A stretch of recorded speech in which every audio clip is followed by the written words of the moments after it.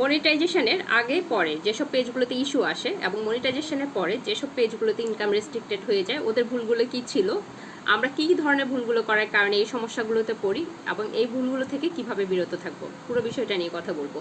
আসসালামু আলাইকুম, সবাই কেমন আছেন? আশা করছি সবাই খুব খুব ভালো আছেন, যিনি বা যারা যেখান থেকে ঠিক এই মুহূর্তে আমার ভিডিওটি দেখছেন। যদি ভালো লেগে থাকে প্লিজ লাইক কমেন্ট শেয়ার দিয়ে পাশে থাকবেন।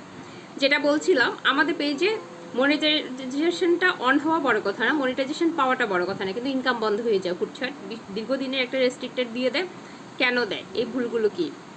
ভুলগুলি কেউ কখনো আপনাকে হাতে ধরে মানে ভেঙে ভেঙে বুঝিয়ে দিয়েছিল কিনা, বোঝানোর পর আপনি কেন একে ভুল করছেন সেটা নিয়ে কথা বলবো। প্রথমত হচ্ছে, আপনার পেজে ইনকাম রেস্ট্রিক্টেড হওয়ার কোনো কারণ নাই যদি আপনার অরিজিনাল কন্টেন্ট হয়, আপনার নিজের ভয়েসে হয়, অথবা ভয়েস ছাড়া হয়। আপনার পেজে ইস্যু আসার কারণটা তখনই হবে যখন আপনি কোনো ধরনের মিউজিক ব্যবহার করবেন, কোনো ধরনের ডাউনলোড করা কিছু ব্যবহার করবেন, অন্যের ভিডিও অংশ ব্যবহার করবেন। তখন আপনি টিউন ছাড়া ভিডিও আপলোড করেন, কোনো সমস্যা নাই, কিন্তু মিউজিক ব্যবহার করবেন না।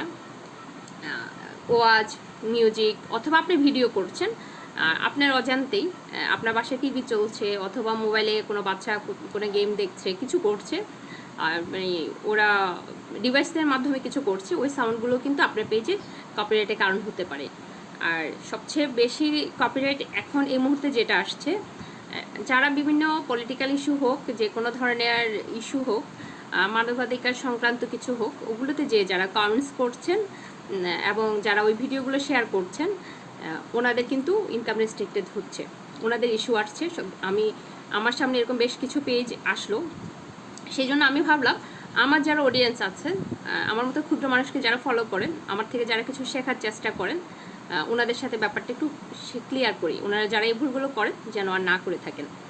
তো আপনি যদি কন্টেন্ট ক্রিয়েটিং করতে চান, আপনি নিজের ভয়েস দেন না দেন, কিন্তু আপনি কোনো ধরনের মিউজিক ব্যবহার করবেন না।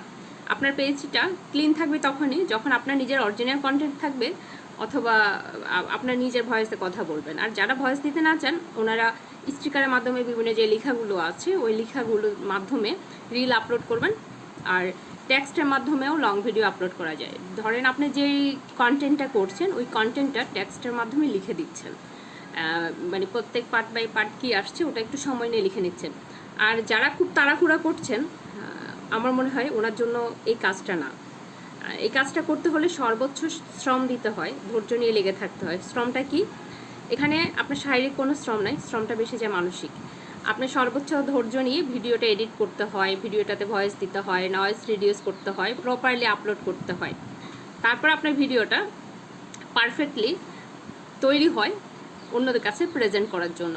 মানুষজন ভিডিও কেন দেখবে ওই বিষয়টা আপনি নিজেকে নিজে প্রশ্ন করবেন। আমার ভিডিওতে কী এমন আছে মানুষ কেন দেখবে? হয় সাজানো গোছানো হতে হবে, না হয় মজার হতে হবে, আনন্দদায়ক হতে হবে। ধন্যবাদ সবাইকে, ভালো থাকবেন।